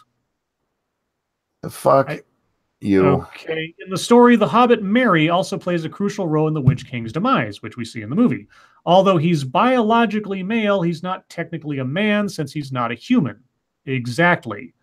That's the whole prophecy thing. To make matters worse, Eowyn ultimately decides to trade in her armor for the Middle-earth equivalent of a nurse's uniform. Even though she's a total badass, Tolkien seems to think that she's meant to be a caregiver. Why can't she be both? She killed the fucking Witch King, for God's sakes. What more do you want? Good God, everybody. Did you see the beginning of the movie where the Witch King is like ripping through everybody with like one swipe and then she just like nails his ass? What the? Real quick, thank you, Three-Sided Coin. Do Black Panther say it's equal to a minstrel show? Oh, God. Well, women don't get to pick what they want to be. As far as that goes, they have to be what you want them to be. Oh, and if they do pick outside of what you want them to be, then it had to be influenced by something or someone else. Because women are too dumb to make their own decisions. I just want to say this to the audience. These kind of lists really annoy me. But I do enjoy them as well. I like being annoyed, I think. Let's see. The next one. Tolkien was a total misogynist. Sure he was. Yeah. The human enemies in the film are pretty much all people of color. What? Okay. Hold on a second here. Tolkien, and I'm not a Tolkien historian, but I know a little bit. I probably know just enough to be dangerous. Many, many, many of the cultures and races in The Lord of the Rings and in Middle-earth are based heavily on real-life cultures and ethnicities. Okay? Sure. And it's not racist. It's as racist as Dune is racist for basically taking the Middle East and turning it into a planet and taking cultural parts of like Middle Eastern culture and fleshing them out into an alien civilization. It's inspirations from life, for fuck's sake. And Tolkien traveled the goddamn world. He was a fucking war veteran. Jesus. It's been a while since I've seen the movie. But as I recall, most of the bad guys, especially the important bad guys, were white as fuck. Saruman was what? White. Grimmer Wormtongue was what? Yeah, exactly. The main fuck off. Let's see. Female characters are severely underdeveloped, says you. Good God. Do you know how many characters are in this fucking trilogy plus? Fuck off. Well, yeah, the Lord of the Rings plus the Hobbit. From? This is from ranker.com, and that's RANKER, not RANCOR, which would make more sense given the attitude of this list. Okay. Let's see. Physical characteristics of villains are racialized because they come from separate cultures and are represented thereof. And also, Saruman was a white guy, just so you know. A lot of these same criticisms can be made of the original Star Trek. Yes. Jesus Christ. All right, two more real quick. Do these people understand that times have changed? No, apparently not. Lord of the Rings has been hijacked by racist nationalistic groups. And that's Tolkien's what the That's Tolkien's fault, apparently. And lastly, I love this because this means you can never win. Positive stereotypes are still stereotypes. I'm sorry, what? All right. Yeah. That brings up something I want to talk about. I need to go ahead. Say what you're going to say. I'll finish off this last one. One of the biggest obstacles critics of Tolkien's work run into is the claim that because many of his characters are positive stereotypes, there's no reason to be upset. Sure, the few women who appear in Lord of the Rings tend to be good, and Tolkien himself said that Jewish people were gifted people, but that doesn't erase the fact that his views are still informed by stereotypes, or just inspired by different cultures, fuckhead. Positive or benign stereotypes naturalize more hateful biases and fail to recognize the spectrum of personality traits that can exist within all people. What the fuck does that mean? Unless you're white and male, because they're all the same. There is no inherent woman or inherent Jew, and to suggest otherwise is a recipe for bigotry. What? Well, were all the characters exact like replicas of each other? Or were they like all different and varied characters? I mean, the hobbits were inspired by sort of like northern British people, like their culture and the way that they, conducted themselves. I mean, not physically, I suppose, except they're all kind of short, I suppose. There was an entire nation or race or whatever based on Asian culture. There's an entire race of people based on Middle Eastern, and then different things from all over the place. It was a fucking melting pot. I mean, could you also say, would I be wrong in saying that in Tolkien's Middle Earth, every fucking culture is represented? You want representation in fantasy worlds and fiction, you've got it in Tolkien. I don't know what to tell you. Well, what were they supposed to do behavior-wise? Like, if looking at the behavior of a culture, examining it and trying to display it is wrong because it's stereotypical, then what would making them all just act and look white be? Racist. Yeah. Like there's a note, like the only solution to this is to stop making movies and media, period. Like just don't make anything ever about anybody. Like period. That's the only way to fix it. If all stereotypes are bad by default and representation is now an issue, then don't make anything ever. Like nothing should be made. Challenge the idea that stereotypes are bad. You guys ready for this one? I don't watch this show, but there's a show out there called Jane the Virgin. Okay. And there's a character on there named Petra. Now, Petra they never really talked about her sexuality, but the audience thought she was gay. So they gave her a girlfriend. Real quick, thank you, James Colley. I recognize a spectrum, whoever wrote that shit. Yeah, you're not kidding. Now, anyway, back to this. If the audience sees this character who has no stated sexuality and they think she's gay, aren't they judging that by a stereotype? Yeah. Yes. And this is said as a good thing. The person that I responded to said, "Wow, so simple." Yeah, I don't understand how you can look at this and go, "That's a great thing that everybody thought she was gay based on fucking stereotypes." But here's the part that I really love. Somebody responded to me and said, "Stereotyping isn't harmful when it's coming from minorities. It's just what we know." So see, minorities, you guys can Satsu, and I'm crippled now, so I guess I can do it too. We can stereotype, and it's okay. You know what I don't like about that story? What's that? The fact that the production responded to the fans by just sort of conjuring that character into being what they wanted it to be. Because if more studios and more production companies do that, the fan fiction genre will disappear. Oh, yeah. I had friends way back in the early days of the internet who would do slash fic of the most obscure television shows because it was like, their own personal little fandom. Do you remember the show The Sentinel by any chance?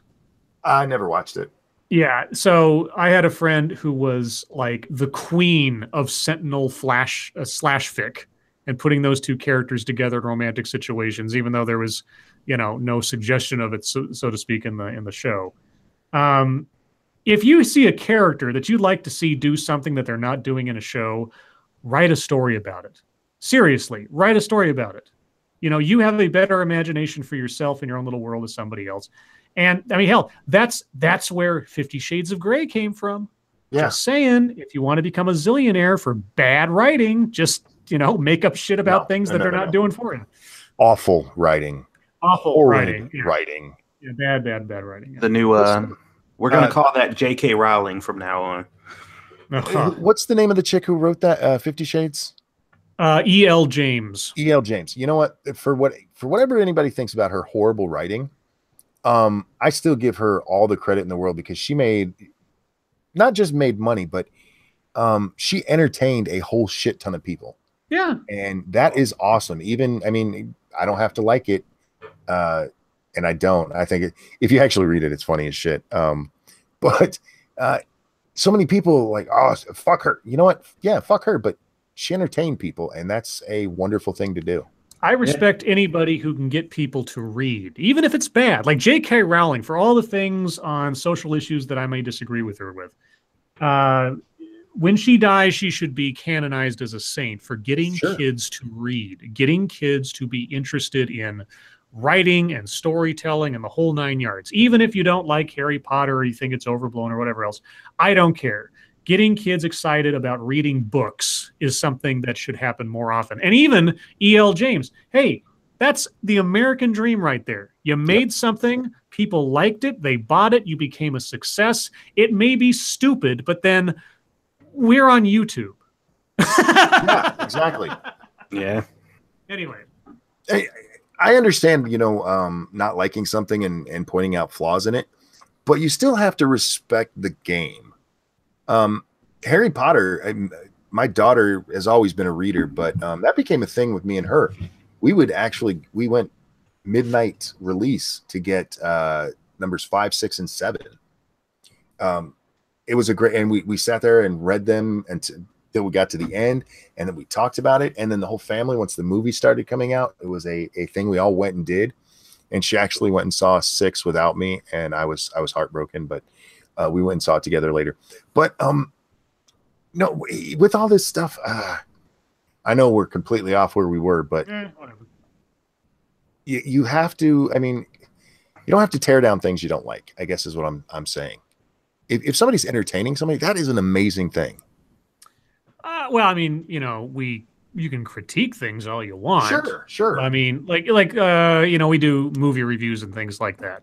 Yeah. And so, yeah, I may hate a movie, but at the same time, it's like, hey, I may hate that movie. I may think it's stupid, but somebody made that movie. Some guy put all the work and effort into making it, and he got it out there, even if it does suck. Like, I may think Pluto Nash is probably the biggest piece of trash you could possibly imagine in cinema. But hey, if you actually watch it, and God, I have, somebody did a lot of work to put the special effects in there and the costuming and everything else, and they got paid to do it. And, you know, more power to them for it, because not everything's going to be a gem. Not everything's going to win. But hey, you can't hold it against somebody for at least trying most of the time. Except for Josh Trank and the Fantastic Four. That's different. Rowling isn't someone I can respect at all. Her political opinions suck ass. Yeah. But what she did to get kids to read, writing those books, that was amazing. It really is. Yeah. Real quick, bottom of the hour, guys. Start with your questions. You know the drill. Comments, questions, concerns. If you think I'm an ass, throw that in there. Anything you want us to talk about that we haven't, ask now. Lawyer Dog says, "Hey, don't denigrate Pluto Nash. Hey, Pluto Nash is the hero of the moon. The movie about his life, his biography sucked. Just telling you." Okay. Well, moon base. I was glad to have a moon base in a movie. Don't see that very often. I know some people like they'll shut people down with that, you know, whenever you're like heavily criticizing something, especially like when you're not just criticizing it based on like your likes and needs, but you're saying that this movie is objectively bad, and then you're like, oh, well, what movies have you released? Like, let me see your films. Oh, you haven't? And I know that's like pretentious, you know, because it's like, well, I don't have to release a movie to comment on it. And I'm like, yeah, but for you to be saying that this is objectively good or objectively bad based on my experience, with you having no experience, it kind of hurts your credibility. Joys of Sorrow says, Scribe Light, they say that Luke had a wife in canon Star Wars. With the Rebels ending, think it could be Ahsoka. I would be severely surprised if they would cross over Rebels and the main storyline that closely. I understand that Leia and Lando showed up in Rebels. I think if they're going to continue the story of Rebels onward into another series or something, I don't think they're going to intermingle that closely. They could run into Luke. I could certainly see Luke intersecting with their story at some point. But have Ahsoka become a love interest? Probably not. Alex Dawson asks, any book series novels you'd recommend? My favorite book series is The Nameless Detective, written by Bill Pronzini. If you like noir detective stuff, they're great books. There's a series. Check out Devil's Eye Statement when you get a chance. There's a series by Harry Turtledove, who is he does mainly alternate history fiction, but his best series, first, one book to read of his, sort of a standalone thing, is called The Guns of the South, which has to do with the South winning the Civil War with AK-47s. And there's a reason why they have them. You just have to read the book. But the series of his that I like is called World War. And it is a story about World War II as we know it, but right near the last stages of what we know as World War II, the Earth is invaded by aliens. They're not cheesy sci-fi 50s aliens and it's a cartoony thing. They are realistic in a way. And the whole, that 4-book series, the first series, not the extended novels, those kind of peter out, but the first 4 books are excellent, just in how they take historical figures and the situations of our real history and ask the question, what if humanity had to come together in a time of global conflict to fight something more powerful than we are? And it's great. Devil Eye says, I still want to thank you guys for that Lord of the Rings list. People in this office are still heated and arguing over the orcs. Someone said the orcs are stereotyping black criminals. This night rules. Tall person said, if you had to work in a evil empire, what position would you want and why? I'd want to be the leader because the underlings always die first. No, man. Spy master. Dude, there you always want to be the person right up under the leader because they are the ones who usually live when the leader dies and they get away. You know, they're the ones that usually stick around. So, and that's how I did it. That's how I work at whenever I get a job or whatever. I'm always right up under the highest position. That is the perfect spot for me because I have enough authority where, I can call shots, and when shit goes wrong, I could just blame the person above me. Sorry. Go ahead. I was going to say, the orcs probably were based on more so than anything else, aside from their physicality. What's that? Probably the Germans. Yeah. I mean, we're talking about a guy who was in trench warfare against Germany during World War I. So I have a feeling it might have been the Germans. Michael Hatfield says, Monkey, I've been following you since your blog days, and I've never seen you to be an ass to someone who didn't deserve it. Wow. Wow. It's been a while since I've even wrote. Who's this person? Michael Hatfield.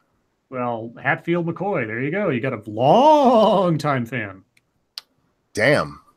Oh no, Minding Freedom. What, want to fight, Scribe? Hey, we already did twice and you lost both times. Sorry. Ooh. Oh. Chat just jumped in. Sorry guys, if you asked questions and I missed them, I apologize. Could you throw them back in there? What's wrong with the German Scribe Light? Asked Miss Slim One. Nothing's wrong with them now. I like Germans, Ich habe Cocaine geschniffen. That's fine. You know what I think's great about the Germans? What's that? 2 world wars, and the second one definitely was about seizing power, taking over Europe. Didn't go well for him. Yeah. So now Europe is basically being run by Angela Merkel, and yes, I say Angela because I'm fucking American. Angela. So the Germans have basically taken over Europe, and they did it without firing a shot. Yay! That's awesome. That is dedication to the cause. Scribe Light, would you sniff cocaine? Oh, you would sniff cocaine? Well, no, that's one of the few phrases I memorized as I made them up in German class. So, Ich habe Cocaine geschniffen. Geschniffen. I made up that word not knowing what the real word for to snort or to sniff was in German. And I don't know if it's true, but I was at a birthday party several years after high school, and I told this story that I made that up to a person who was a native German, and they told me that it was correct. Now, that's the only time I've ever had a native German tell me that it's correct, so they might have been just bullshitting me, but... Geschniffen. Geschniffen. Okay, what else do we have here? Monkey slowly fading from existence. Arvos asks, which do you prefer, fast zombies or slow zombies? Slow zombies. Fast zombies are cheating. Yeah. Slow zombies are the slow, encroaching death and fear that's it's supposed to be, like disease or, just natural death. Fast zombies out of 28 Days Later, that's not a zombie. A zombie is, they're supposed to be scary because they are slow, but they don't stop. And they just keep on coming. That's the thing. Like Jason, that's why Jason was really scary. Like if Jason started fucking full on sprinting, it would be a totally different movie. Yeah, exactly. Yeah, it's a slow. There's no escaping, even though you can go so much faster than them. Right. They're going to get you. Thank you, Cryptic. Thoughts on smoked badger meat? Well, I don't know. Ask Minding Freedom. Diesel Dave says, Ranting Monkey, Dean Koontz is hard to beat. TikTok, Dragon Tears, and Odd Thomas are hard to beat. I can't even remember the book that I read by Dean Koontz. I wasn't a fan when I read it. I will check those out because I do like the genre, but I was never a fan of his. I like the TV movie or miniseries Intensity, which was written by Dean Koontz. I know that's a TV movie, and it stars the guy who was Dr. Cox in Scrubs. Mm-hmm. He was the bad guy, and he was really, really good. But I've never actually read a Dean Koontz novel. I think I read a couple of short stories of his, and Stephen King-ish X or whatever. I don't know. Ellie Burke says, Teresa J. Martin, our own SDA, did a cover reveal. Are you going to watch after the stream? I'll check it out. Ooh. I actually posted that on Twitter. There are no fast zombies. It's fake news. Tell that to the people on Dawn of the Dead. Dude, that was the first time I had ever seen running zombies, and these motherfuckers were they were moving. And the one thing that really fucks me up about that is they don't have like stamina limits. So I'm just like, I'm pretty confident, like, if a zombie outbreak took place, I could probably survive for a pretty decent amount of time.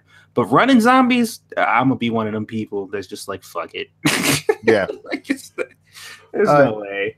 Johnny Hellcat says, James Patterson got me into reading. You have a favorite of his? I like Patterson. I do. I like the what's the name of the girl series? I forget it. Oh shit. Each book is 1, 2, 3, and that they work it into the title. I forget the name of the series. Somebody tell me. But that first book pissed me off because the last chapter was unneeded. It was perfect until the last chapter. Monkey, are we getting State of Decay too?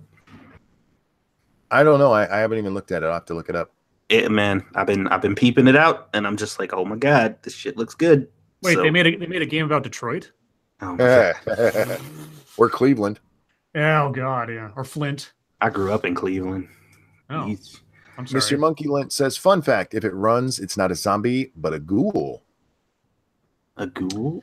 Not necessarily. It depends on, like, there's several interpretations of what a ghoul is depending on which genre or author you're talking about. So Finding Freedom's going to bed. See you later, bud. No, the original title for Night of the Living Dead was supposed to be Night of the Ghouls or the Flesh-Eating Ghouls or something. So yeah, ghoul and zombie can be interchangeable depending on the circumstances. Probably the most threatening zombies would be the one from World War Z. Because the motherfuckers can make zombie fucking waves. Yeah, they just crawl. Yeah, that's why I hate fast zombies. It's just, no. I'm just like, these motherfuckers built a zombie ladder and scaled the wall. Like, what the fuck? This shit is not cool. They became like one sentient fucking blob of zombies. Yeah, just watch the Living Dead trilogy, Night of the Living Dead, Dawn of the Dead, Day of the Dead. That's all you need. All you need. The originals, not the remakes. Well, the first Night of the Living Dead remake was decent just because they kept to the same formula more or less, but the original's still great. Have you guys seen? I know people shit on the Resident Evil, the actual movies. Although I still believe the first two were really good to me. Like I actually enjoyed the first two. But have you guys seen the CGI ones? No. They're all excellent. Like really good movies.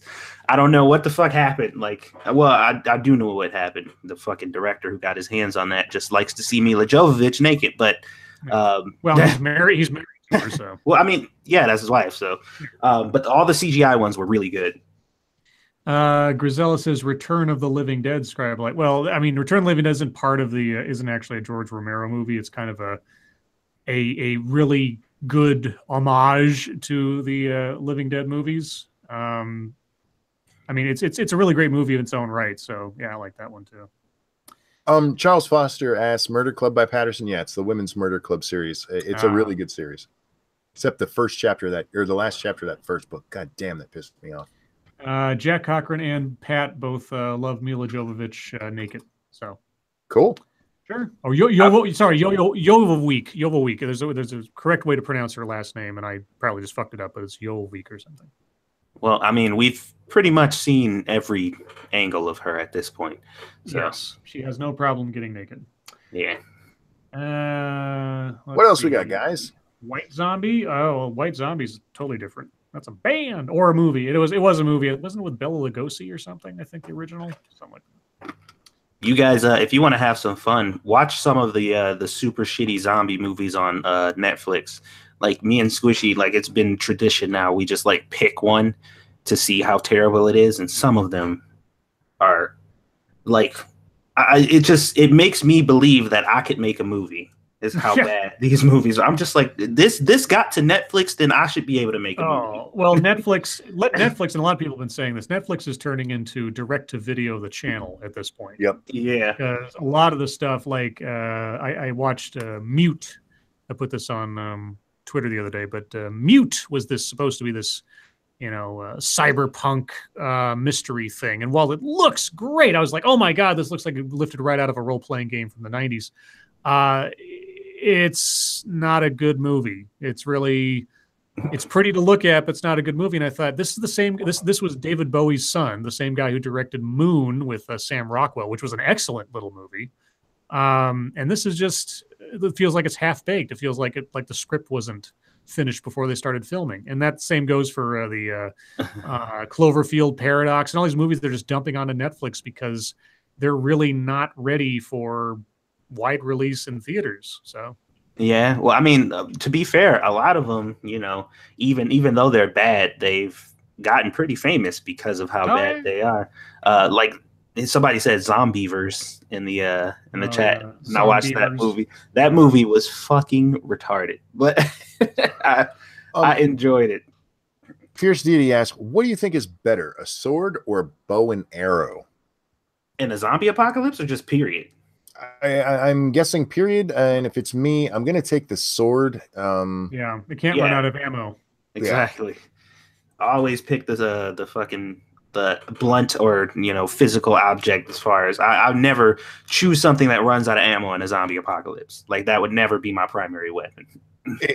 But if you watch us play 7 Days to Die, both of us are I'm using a crossbow. He's using a compound bow.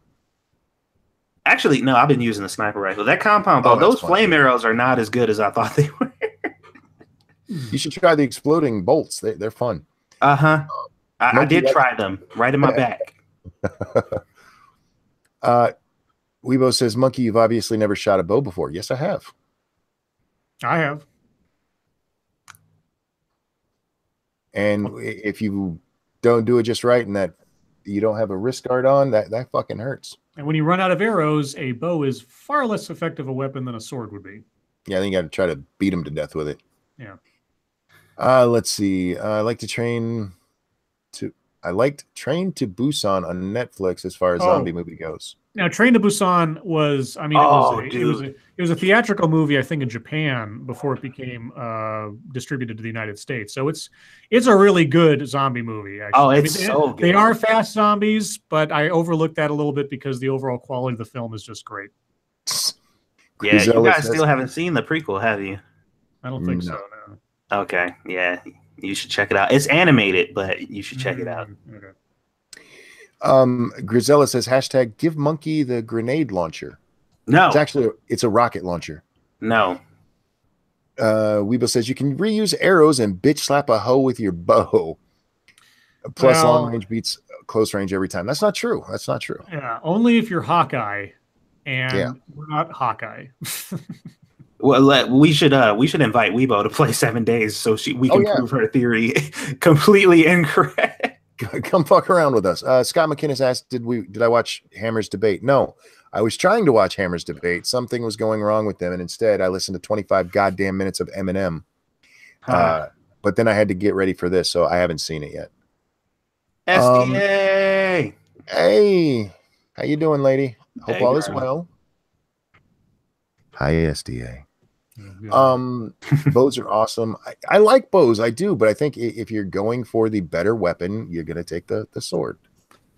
Bows are far more cinematically cool than practically cool. Let's put it that way. Yeah. Unless you're like a super duper, like crazy expert bowman. I've seen some really like insane things that like on YouTube, you can find a guy who like jumps around and uses a bow and arrow and like hits the target every time and that kind of stuff.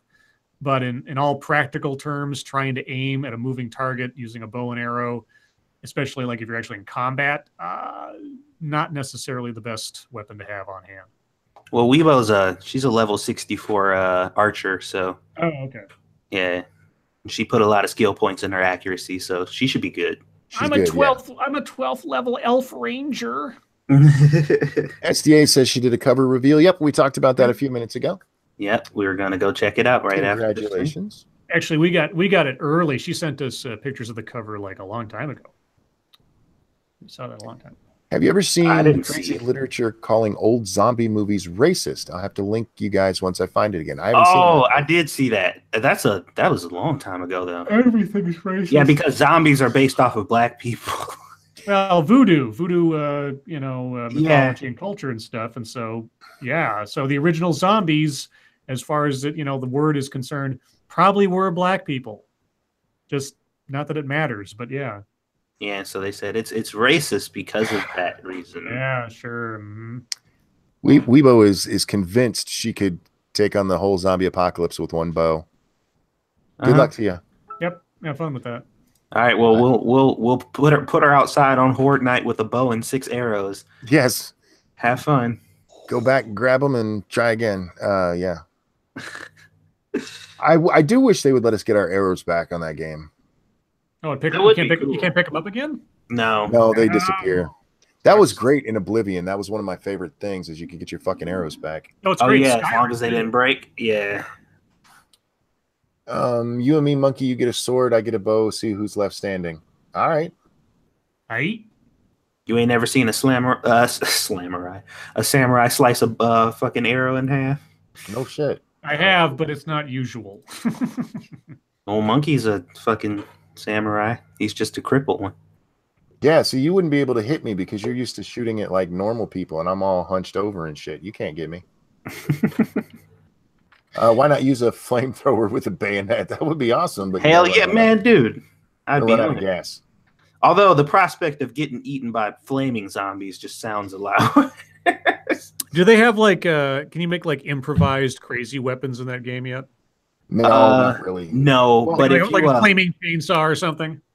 No, but if you play Dead Island, you can. Now, Dead Island gets shit because the story and the fucking graphics. Well, the story is just fucking terrible, and the cutscenes are the worst thing I've ever seen in video games. But that game is fun when it comes to just beating zombies with whatever the fuck you can find. The trailer for Dead Island is one of the best pieces of CGI cinema ever made. Yes, and the movie that came. Dude, I'm gonna go watch it after this. Thank you, Matt Jack. And never sent a super chat before. Hello from Australia. Take my dollary dues. Love you guys. Always good to listen when I'm driving around for work. Yay. Thank you so much. I appreciate that. I broke your sherry there. Yeah. Why'd you have to put it like that? Because dude, how long have you been working with me? I have to act shocked occasionally just for the sake of melodrama. It's okay. I mean, I know exactly what you are at this point. Say for the record, I still surprise my wife sometimes. So, do you know how controversial that trailer was? Oh yeah, I mean, I know guys. There's at least 2 or 3 different people I knew who didn't know each other. Who I talked to them about that trailer, and they said they couldn't watch it because they have daughters, and they could not watch it because it made them so uncomfortable seeing how that story in the trailer plays out. And it's so good. It's just my god, that was like one of the best video game trailers ever. Yeah, what game is this for? Dead Island. Look at, oh my god, dude, it's so crazy. But what pissed me off though, because Dead Island was disappointing in a lot more ways than one. Their combat was just fun. It was just pure fun. Everything else was just shit. What's this? What? Oh, keep going. Okay. But when you got to that room, Scribe, did you know you can go to that hotel room? Oh yeah, you can just like in Far Cry 3, you can find the location of the guy buried in the sand like they had in the preview little cinematics and things. You can find that room, except things aren't set up the same way. What? Breaking news. Man tied to Natalie Holloway disappearance stabbed to death in Sarasota County. Wait. You mean the Vandersloot guy? John Christopher Ludwig, 32. Oh. Stabbed while trying to kidnap a woman, police say. Oh, good. Well, thank goodness. A man tied to the 2005 disappearance of Natalie Holloway was stabbed to death Wednesday in southern Sarasota County, authorities said. Police said the stabbing happened shortly after 7 a.m. He tried to kidnap a young woman as she was getting out of her vehicle in her driveway. A struggle ensued, and he was stabbed. Ludwig and the woman knew each other.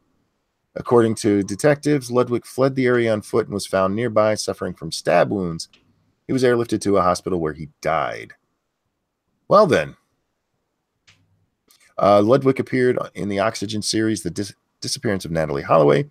He claimed that Joran Vandersloot buried the high school senior up in a steep hill in the desert and threw dog bones on top of her remains to throw authorities off the track. So, yeah. Well, there you go. Wow. Weebo says that's why you carry knives everywhere. See, if she had a bow, she would have been fucked. She couldn't have shot it then. She had a mini sword and won. All this winning is getting a little old. Somebody's got to beat me eventually. Let's see. If you guys are sick of Monkey and all of his winning here, then just come watch. Hey, that's not fair. Shio Garath, how are Ethiopians like Yoko Ono? They both live off dead Beatles. That's fucked up. I love you, Shio. Scribe Light, what's your favorite Russell Crowe movie? Sorry, what? What's your favorite Russell Crowe movie? My favorite Romper Stomper. There you go. Yeah. Why is everyone acting like Stephen Hawking's making it to 76 is impressive? Paul Walker made it to at least 90 before he died. Jesus Christ, Theo. Oh, that's awesome. That's great. Jack Cochran says Trump promised winning. You should thank him on Twitter. Maybe I should. You can use that Paul Walker joke for anybody who dies, really. Yeah, that's awesome. Jesus. Let's see. What game sucks, Diesel? What game suck? Yeah, Diesel. Oh, I wonder if he's talking about Dead Island. I hope he's not talking about Monster Hunter or 7 days, because we'll fight. Oh boy. Shio, I'm not reading any more of your jokes. You can still put them, but I'm not reading them out loud because you're going to get me in trouble. Let's see. Satsu, if the zombie apocalypse ever happened, how fast do you think you two would turn on each other? No, look, I told you, as long as Monkey is useful, I'm keeping him around.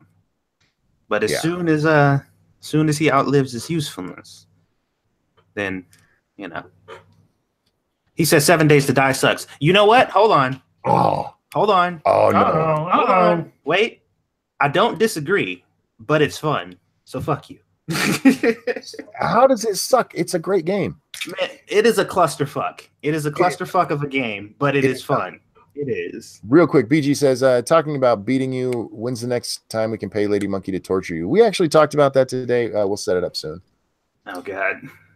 Monkey, take on Thunderfoot or V. They say they are always right. If I disagreed with them, I would. But I don't watch them that often to know. What's your favorite Hugh Jackman film? What was it called? Swordfish. I love that movie. Favorite Hugh Jackman film? God, I don't know. Probably The Prestige. As a Hugh Jackman vehicle, yeah, probably. He said State of Decay is a much better game. Can you build on State of Decay? I don't think you can. Because that's like 90% of the reason why we play 7 Days to Die, because you have unlimited creative control over everything. You need to come to our stream on Friday night. We're going to start. We got 1 day going into Horde Night, and look at our base and tell me that shit isn't fun. We're going to – those zombies are fucked. I can't wait, dude. You just reminded me, too. I'm fucking excited now. That's going to be great. Let's see. What do we got? 7 Days to Die is fun with friends. A pain in the ass if played by yourself. I actually like playing by myself. Playing with friends is great, but it almost feels like cheating at times. State of Decay lacks the Minecraft elements that they love. Exactly. I enjoy building. That's my favorite part of the game. Yeah, that's most of the reason why I play is building shit. Scott McGinnis, has both Russell Crowe and Hugh Jackman starred together in a movie? Yes, it's called Les Miserables. Scott says, Monkey, I'm surprised you didn't say Logan. I liked Logan, but I don't think it is great as everybody else does. I think it's great, but I don't think it's as good as some of his other performances. Swordfish was awesome. Oh my God, Swordfish is so stupid. It was a great movie. Fuck you. Just because Halle Berry took her top off, sorry, it doesn't make a movie great. Oh, come on. It was awesome. Yeah. I thought that was like universal law. Yeah. Then only if she'd done it in Catwoman. Oh my God. Wow. Yeah, apparently I just said I like playing with myself. Yeah. Yeah, it would have went up 2 points at least. You have to build the base to survive. And State of Decay. I am very interested in that game. Actually, I should be getting my new computer tomorrow, so I might actually, like, if the original is cheap enough, I might pick it up before the second one comes out, just so I can kind of know what I'm getting into. Oh, is that the one you were talking to me about earlier? Yeah. I'll have to look it up and see, because I've never seen it. It looks fun, man. It looks like a good fucking time. Chaos says, do some ASMR for some dumb American. Ooh. Hey, baby, how you doing? Do you miss me? God. She's creeping out right now. Are you thinking about me? I know you are. Does Lady Monkey know you've been cheating on her with rosy palms? Yeah, we're not going to talk about my dick. Did we do Monkey Dick Jim Jones movies? Hit that like button and also share our stuff. I think we forgot to do that. We did, and we got it in right at the end, and that is a great place to stop the show. Everybody, thank you so much for coming. Thank you for the super chats. You guys are awesome. You come watch this dying show every night. I know. I cannot thank you enough for that. Scribe, Satsu, a pleasure as always. Everyone, your life makes me sad. We'll see you next time. Bye, guys. Fuck off.